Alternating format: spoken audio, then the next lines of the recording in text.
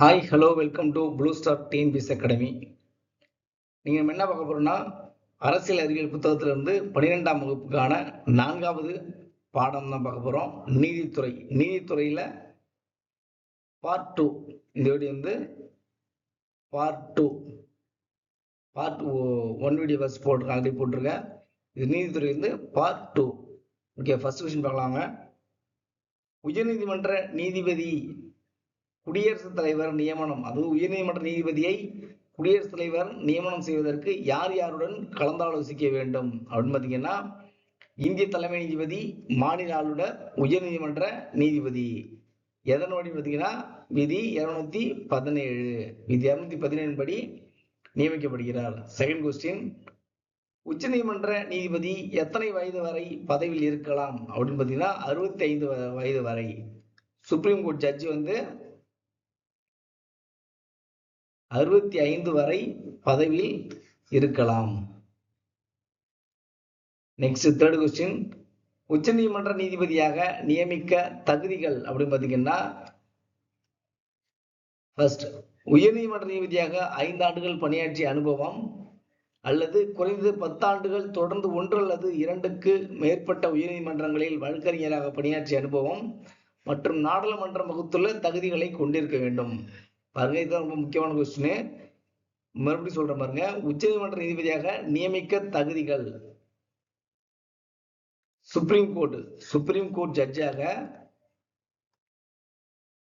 நியமிக்க தகுதிகள் பார்த்தீங்கன்னா 5 இயர்ஸ் என்ன பண்ணிருக்கணும், உயர்நீதிமன்றங்களில் நீதிபதியாக பணியாற்றிய அனுபவம் இருக்கணும், அல்லது 10 இயர்ஸ் கண்டினியூஸா 1 அல்லது 1-2க்கு மேற்பட்ட உயர்நீதிமன்றங்களில் வழக்கறிஞராக, அப்படி 1 அல்லது 1 or 2 அதற்கு மேற்பட்ட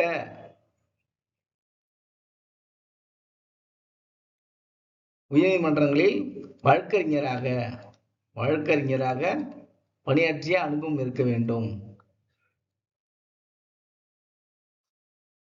நெக்ஸ்ட், நாடாளுமன்றம் வகுத்துள்ள தகுதிகளை கொண்டிருக்க வேண்டும். பார்லிமெண்ட் வகுத்துள்ள தகுதிகளை கொண்டிருக்க வேண்டும். நெக்ஸ்ட் ஃபோர்த் கொஸ்டின், உயர்நீதிமன்ற நீதிபதிகளின் பதவி காலம் எத்தனை வயது வரை அப்படின்னு பார்த்தீங்கன்னா 62. ஹைகோர்ட் ஜட்ஜுக்கு வந்து 62 வயது வரை பதவி வைக்கலாம்.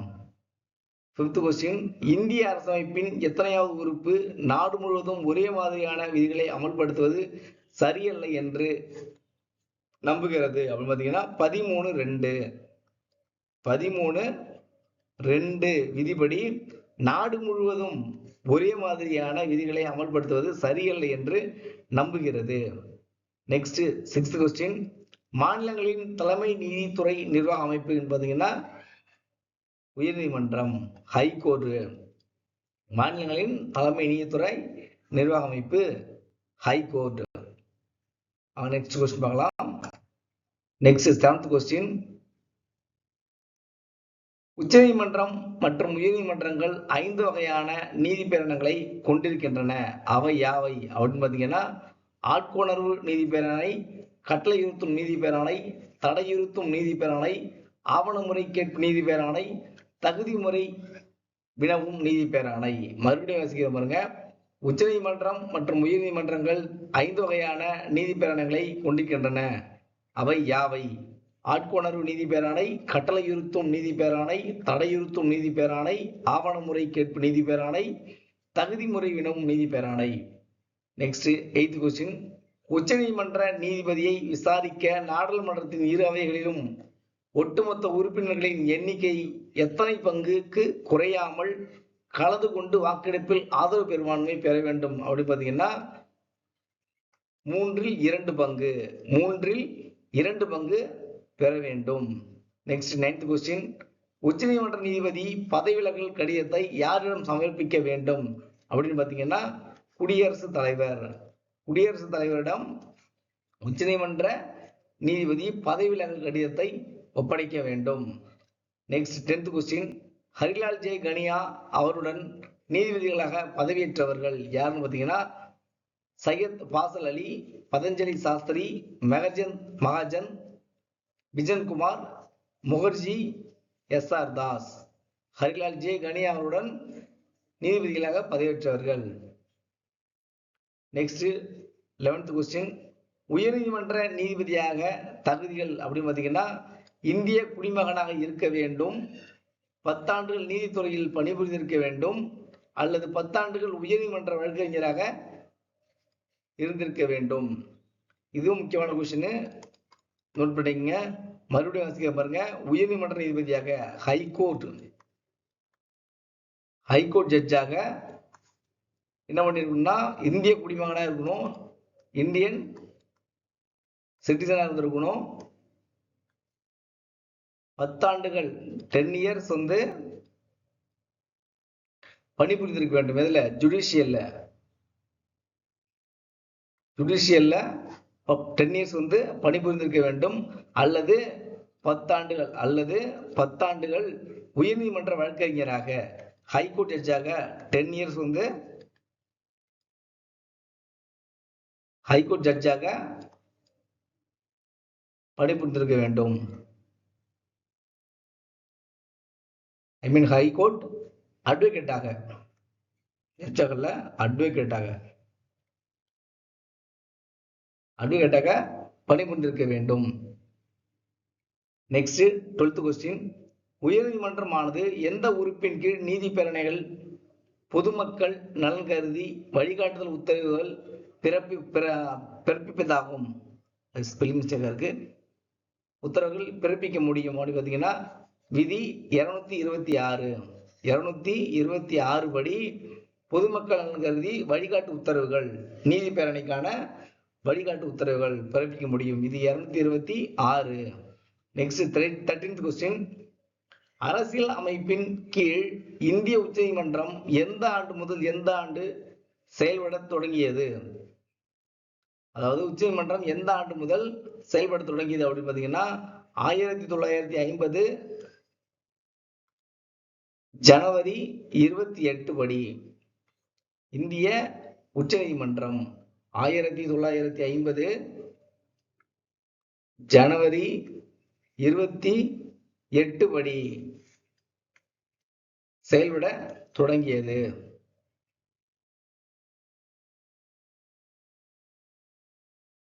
இங்க பாருங்க. நெக்ஸ்ட் கொஸ்டின்,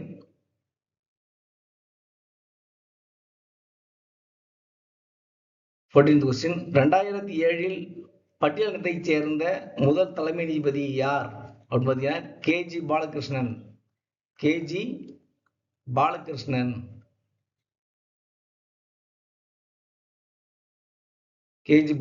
தான் 2007 பட்டியலினத்தை சேர்ந்த முதல் தலைமை நீதிபதி.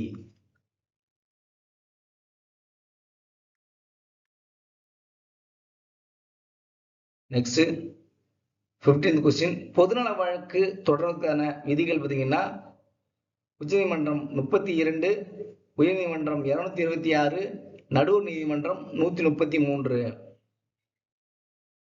பாருங்க, உச்சநீதிமன்றம்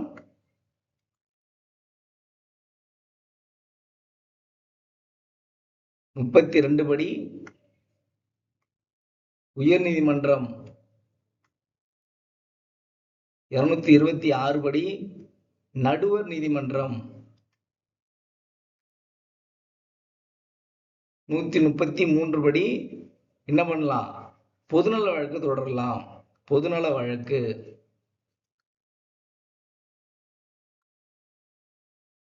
இதெல்லாம் ரொம்ப இம்பார்ட்டன்டான விதிகள். நோட் பண்ணிக்கங்க, நல்லா மெமரி பண்ணிக்கங்க. இதெல்லாம் கண்டிப்பா எக்ஸாம்ல அடிக்கடி கேட்டுட்டு இருக்காங்க, கேட்பாங்க இனிமேலும். நெக்ஸ்ட் 16th கொஸ்டின், 1973 ஏப்ரல் 24 பின்னர் அரசியலமைப்பின் எந்த பட்டியலில் சேர்க்கப்பட்டுள்ள சட்டங்கள் தொடர்பாக மறுசீராய்வு கோர முடியாது என்று உச்சநீதிமன்றம் தீர்ப்பு வழங்கியுள்ளது அப்படின்னு பார்த்தீங்கன்னா 9வது பட்டியல். மறுபடியும் வச்சுக்க பாருங்க. 1973 ஏப்ரல் 24 பின்னர் அரசியலமைப்பின் எந்த பட்டியலில் சேர்க்கப்பட்டுள்ள சட்டங்கள் தொடர்பாக மறுசீராய்வு கோர முடியாது என்று உச்சநீதிமன்றம் தீர்ப்பு வழங்கியுள்ளது அப்படின்னு பார்த்தீங்கன்னா 9வது பட்டியல். 9வது பட்டியல். Next 17th question. Judicial activism என்ற சொல்லினை அறிமுகப்படுத்தியவர் யாருன்னு பார்த்தீங்கன்னா ஆர்தர் சன்சிங்கர் ஜூனியர் 1947 என்ற கட்டுரையில் 1947 என்ற கட்டுரையில்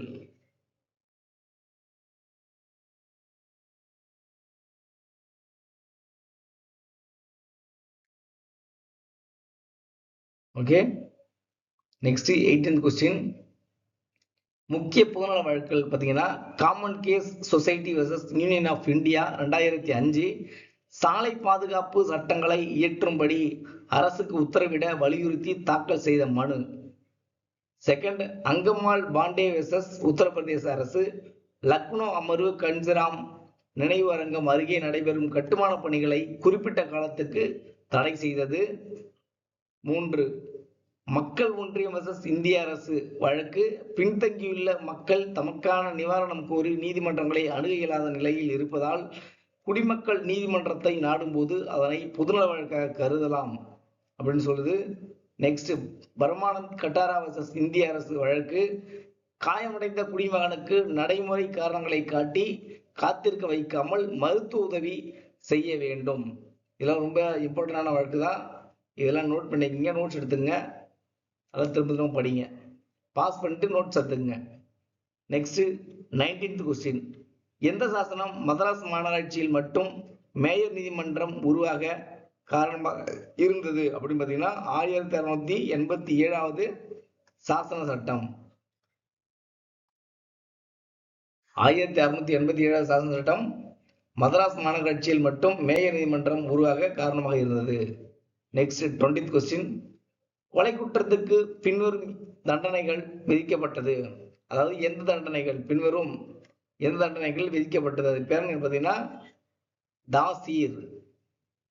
தாசீர் தான் அந்த தண்டனை அடிப்படையில் தான் வழங்கப்பட்டது கொலை குற்றத்துக்கு. எதற்கு?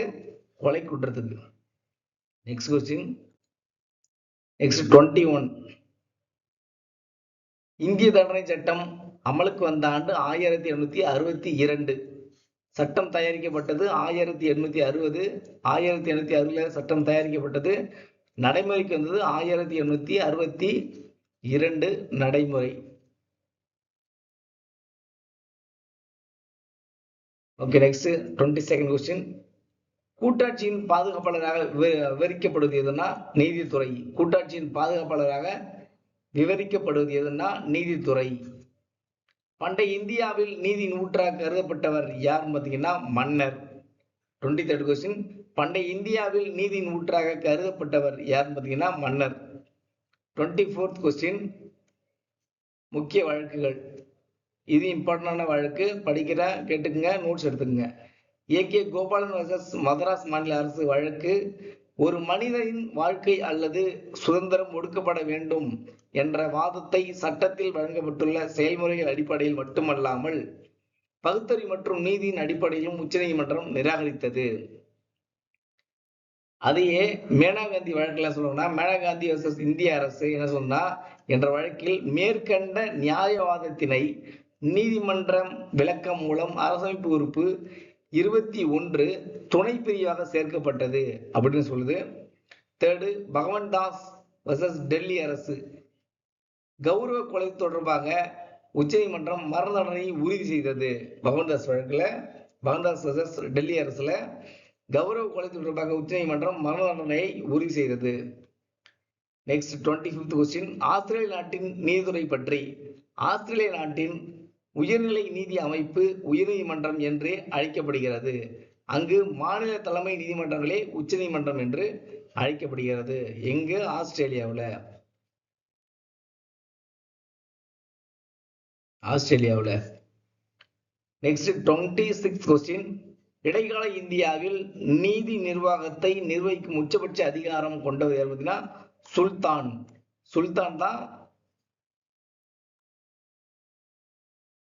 நீதி நிர்வாகத்தை நிர்வகிக்கும் உச்சபட்ச அதிகாரம் கொண்டவர். Next 27th question. முகலாயர் காலத்தின் போது நிறுவப்பட்ட நீதித்துறை மருக்மா இ அதாலத். மருக்மா இ அதாலத். 28th question. எந்த சாசனம் பம்பாய் மீது நீதித்துறை அதிகாரம் செலுத்த கிழக்கிந்திய கம்பெனிக்கு அதிகாரம் அளித்ததுன்னு பார்த்தீங்கன்னா 1688. 1688 சாசன சட்டம் தான் அதிகாரம் அளித்தது. எதற்கு? பம்பாய் மீது நீதித்துறை அதிகாரம் செலுத்த. எதுக்காக? ஈஸ்ட் இந்தியா கம்பெனிக்கு கிழக்கிந்திய கம்பெனிக்கு அதிகாரம் அளித்தது. Next 29th question. எந்த சாசனம் மதராஸ் மாநகராட்சியில் மட்டும் மேயர் நீதிமன்றம் உருவாக காரணமாக இருந்தது அப்படின்னு பார்த்தீங்கன்னா 1687 சாசன சட்டம் தான் மதராஸ் மாநகராட்சி மட்டும் மேயர் நீதிமன்றம் உருவாக காரணமாக இருந்தது. Next 30th question. கல்கத்தாவில் உள்ள உச்ச நீதிமன்றத்தை அமைக்க எது மன்னருக்கு அதிகாரம் அளித்தது அப்படின்னு பார்த்தீங்கன்னா ஒழுங்குமுறை சட்டம் 1773 ரெகுலேட்டிங் ஆக்ட்.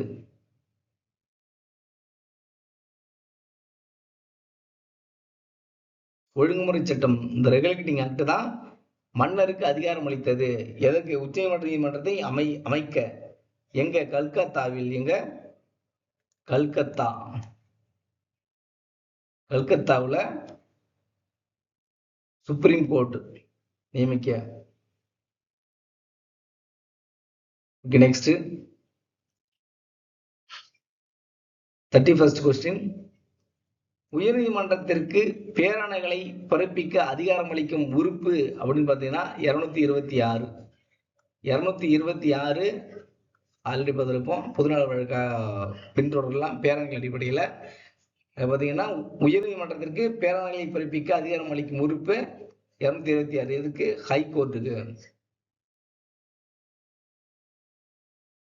ஹைகோர்ட்டுக்கு. 32nd question. இந்தியாவில் ஒரு மாற்று தகராறு முறைமை எதுன்னு பார்த்தீங்கன்னா லோக் அதாலத். இந்தியாவில் ஒரு மாற்று தகராறு முறைமை எதுன்னு பார்த்தீங்கன்னா லோக் அதாலத். எந்த ஆண்டு கூட்டாட்சி நீதிமன்றம் தொடங்கி வைக்கப்பட்டது? 1937. 1937 கூட்டாட்சி நீதிமன்றம் தொடங்கி வைக்கப்பட்டது. எனது கூட்டாட்சி நீதிமன்றம்.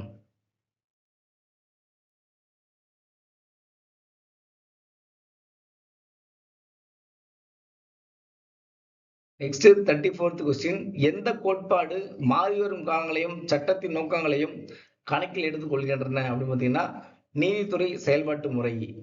34th question. எந்த கோட்பாடு மாறிவரும் காலங்களையும் சட்டத்தின் நோக்கங்களையும் கணக்கில் எடுத்துக் கொள்கின்றன? நீதித்துறை செயல்பாட்டு முறை. லாஸ்ட் ஒரு ப்ரீவியஸ் கொஸ்டின் பேப்பர். இது 2025 group 1 question paper. Group 1 question paper. இது குரூப் 1 ப்ரீவியஸ் கொஸ்டின் பேப்பர். அதுல ஒரு கொஸ்டின் கேட்டிருக்காங்க. Match the following. Sarath 257A, சரத்து 131, சரத்து 245 1, சரத்து 275. இந்த கொஸ்டின் எடுத்திருக்கேன்னா இதுல நீதித்துறை சார்ந்த கொஸ்டின் வந்திருக்கு. ஒரு ஆப்ஷன் ஒன்று வச்சிருக்காங்க. மேட்ச் தி ஃபாலோயிங்ல ஒரு கேள்வி கேட்டிருக்காங்க. அதனால எடுத்திருக்கேன். உச்ச நீதிமன்றத்தை பத்தியும் வந்திருக்கு. அதனாலதான் இந்த கொஸ்டின் எடுத்து வச்சிருக்கேன். பாருங்க. ஃபர்ஸ்ட் பாத்தீங்கன்னா சரத்து 257A என்ன சொல்லுதுன்னா 42வது சட்ட திருத்தத்தை பத்தி சொல்லுது. அது 42வது சட்ட திருத்தத்துல இந்த 257A இடம்பெற்றிருக்கிறது. சரத்து 131 அப்படின்னு பாத்தீங்கன்னா உச்ச நீதிமன்றத்தை பத்தி சொல்லுது. சரத்து 131 பாத்தீங்கன்னா உச்ச நீதிமன்றத்தை பத்தி சொல்லுது. நெக்ஸ்ட் சரத்து 245 1. 245 1 என்ன சொல்லுதுன்னா மாநில அதிகார வரம்பு. மாநில அதிகார வரம்பு அதை பத்தி சொல்லுது. சரத்து 275 பாத்தீங்கன்னா மானிய உதவி பத்தி சொல்லுது. மறுபடியும் சொல்றேன் பாருங்க, இது ப்ரீவியஸ் கொஸ்டின் பேப்பர். ப்ரீவியஸ் கொஸ்டின்லாம் நல்லா ஞாபகம் வச்சுக்கணும். அதனால மறுபடியும் சொல்றேன் பாருங்க, ஏன்னா கண்டிப்பா ப்ரீவியஸ் கொஸ்டின் பேப்பர்ல இருந்து கொஸ்டின் வரும். அதனால இதெல்லாம் மெமரி பண்ணிக்கோங்க. நீங்க அங்க போயிட்டு எக்ஸாம்ல மிஸ் பண்ற 1 or 2 கொஸ்டின் மிஸ் பண்ணிருப்பீங்க. அது எங்க இருந்து இருக்கும் பாத்தீங்கன்னா ப்ரீவியஸ் கொஸ்டின் பேப்பர்லாம் இருக்கும். அதனாலதான் ப்ரீவியஸ் கொஸ்டின் பேப்பரை அட்டாச் பண்ண சொல்றது. 257 ஏ எதை பத்தி சொல்லுதுன்னா 42வது சட்ட திருத்தம். 42வது சட்ட திருத்தம் 257 ஏ. நெக்ஸ்ட் சரத்து 131 என்ன சொல்றதுன்னா உச்ச நீதிமன்றத்தை பத்தி 131 சுப்ரீம் கோர்ட் பத்தி சொல்லுது. சரத்து 245 என்ன சொல்லுது பாத்தீங்கன்னா மாநில அதிகார வரம்பு பத்தி சொல்லுது. 245 மாநில அதிகார வரம்பு 245 மாநில அதிகார வரம்பு பத்தி சொல்லுது. சரத்து 275 பாத்தீங்கன்னா மானிய உதவி சொல்லுது என்னது 275. ஸோ ஓகே ஸ்டூடெண்ட், இதோட பார்ட் 2 வீடியோ நீதித்துறைக்கான இந்த பாடம் முடியுது. பார்ட் 2 முடிஞ்சு, இந்த பாடம் முடிஞ்சு. நெக்ஸ்ட் அடுத்த படம் தான் பார்க்கணும். நல்லா படிங்க, நல்லா ஒரு ஃபயரோட படிங்க. எக்ஸாம் வேற வரப்போகுது. குரூப் 1 வந்து 2 மாசத்துல எக்ஸாம் நடக்கும் போது கண்டினியூஸா. அதுக்கப்புறம் அடுத்தடுத்து குரூப் 2, 2A அண்ட் 4 எல்லாமே எக்ஸாம் வரப்போகுது. கண்டினியூஸா படிங்க. மேக்ஸ் நல்லா பாருங்க. 3 கொஸ்டின் அப்புறம் டெய்லிக்கும் ஒரு 5 கொஸ்டின் படிச்சிருங்க. வீடியோ உங்களுக்கு இனிமேல் கண்டினியூஸா வந்துடும். அதனால பயப்பட வேணாம். இது உங்களுக்கு கண்டிப்பா அந்த வீடியோ உங்களுக்கு பயனுள்ளதாக இருக்கும்னு நினைக்கிறேன், நம்புறேன். அதனால உங்களுக்கு ஏதாச்சும் டவுட் இருந்தா நீங்க வந்து கமெண்ட்ல கேட்கலாம், நான் உங்களுக்கு சொல்றேன். யாருக்காச்சும் எப்படி படிக்கணும் அப்படி தெரியல, இது என்ன எங்க ஸ்டார்ட் பண்ணணும், ஒண்ணுமே புரியல, இல்ல நியூ பிகினர் உள்ள வருவீங்க, அவங்களுக்கும் எங்க ஏதாவது தெரியாம இருக்கலாம். அப்படி வச்சிருந்தீங்கன்னா கமெண்ட்ல கேளுங்க, நான் உங்களுக்கு ஆன்சர் பண்றேன். ஓகேவா? நல்லா படிங்க. இந்த சேனல் பிடிச்சிருந்ததுன்னா உங்களுக்கு சப்ஸ்கிரைப் பண்ணுங்க, ஷேர் பண்ணுங்க, கமெண்ட் பண்ணுங்க. உங்களோட ஃப்ரெண்ட்ஸுக்கும் இந்த வீடியோ ஷேர் பண்ணுங்க. இப்போ நான் எதுக்கு சொல்லிட்டு இருக்கேன்னா, இந்த வீடியோல கண்டிப்பா உங்களுக்கு பயன்படான நிறைய கண்டென்ட் இருக்கும், இல்லாம இருக்கவே இருக்காது. நல்லா எஃபர்ட் போட்டு எடுத்து நடத்துறேன். அதனால இந்த வீடியோ ஷேர் பண்ணுங்க, சப்ஸ்கிரைப் பண்ணுங்க. தென் அப்புறம் பாத்தீங்கன்னா ஒரு விஷயம் முடியாதுன்னு நினைக்காதீங்க லைஃப்ல. அதுதான் திரும்ப சொல்றேன். அது குரூப் 1 இருந்தாலும் சரி, எனக்கு குரூப் 4 மட்டும் போதும் அப்படின்னு யாரும் ஸ்டாப் பண்ணி நிக்க வேணாம். கண்டினியூஸா நம்ம எல்லாம் ஓவரால் எல்லாமே சிலபஸ் எல்லாம் சேம் தான். கொஞ்சம் தான் வேரியேஷன் ஆகும். இப்ப நீங்க இங்க படிக்கிற இதே constitution Indian making of Indian constitution அப்படின்னா அதே தான் நீங்க குரூப் 4லயும் படிப்பீங்க, குரூப் 2, குரூப் 1 எல்லாம் படிப்பீங்க. என்ன அதோட கொஸ்டின் ஸ்டாண்டர்ட் தான் வேற மாறும். இது கொஞ்சம் நார்மலா படிச்சீங்கன்னா கொஞ்சம் டெப்தா படிக்கிற மாதிரி இருக்கும். ஒரே டைம் ஃபுல்லா படிச்சீங்கன்னா நீங்க 3 எக்ஸாமே ஈஸியா அட்டெண்ட் பண்ணலாம். அதனால கான்ஃபிடென்ட்டா படிங்க. ஒரு அந்த கன்சிஸ்டன்சி தான் முக்கியம். அதனால தான் மெயினா சொல்ல வரேன். அந்த கன்சிஸ்டன்சி அதுதான் ரொம்ப முக்கியம். அந்த வள்ளுவர் சொல்லுவாங்கல்ல, அருமை உடைத்தென்று அசாவாமை வேண்டும், பெருமை முயற்சி தரும் அப்படின்னு சொல்லுவாரு. அதாவது ஒரு விஷயம் என்னால முடியாது அப்படின்னு நினைக்கவே கூடாது. இது என்னால முடியும், இதை நான் செஞ்சு காட்டுவேன், இதை முடிச்சு காட்டுவேன் அப்படின்னு நினைச்சு நல்ல எஃபோர்ட் போட்டு அதை முடிக்கிறது தான் பெருமை தரும் அப்படின்னு சொல்றாரு வள்ளுவர். அதனால நல்லா படிங்க, கான்ஃபிடண்டா இருங்க. ஓகே, நெக்ஸ்ட் வீடியோல பார்க்கலாம். தேங்க்யூ.